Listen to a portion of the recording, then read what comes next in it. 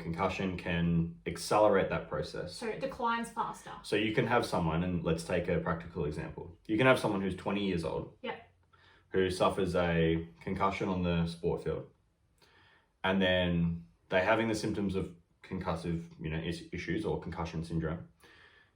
And then 5 years later, they have very poor energy, vitality, even libido or functioning, sexual low functioning. testosterone. So that could be a growth hormone deficiency as well, or testosterone deficiency.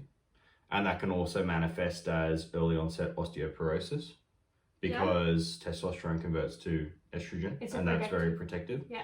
And estrogen as well is very neuroprotective as well. So if you have low testosterone as a male, you're going to have reduced estrogen generally.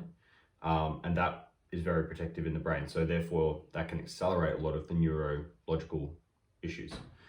In females, of course, that's going to be more direct. Yeah. But you would see it more obvious because it would be like amenorrhea or loss of menses or menstruation.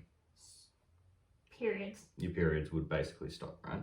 Because of the low estrogen. Well, they can because of the low pituitary hormones. Yeah.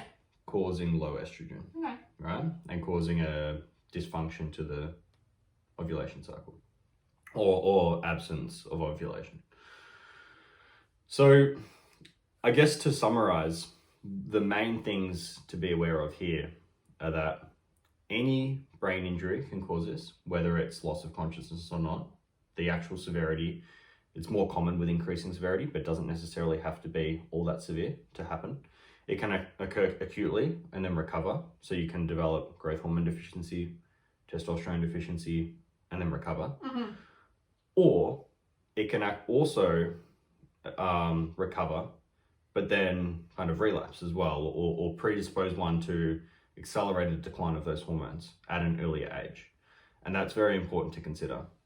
Or just even be aware of. And I know you yourself, and I guess me to an extent, are very about preventative healthcare and, taking your own health in your own hands. I guess advocating for your own health. So as any person, we can talk in the context of an athlete or in the context of, random person. How would you even know if these things have dropped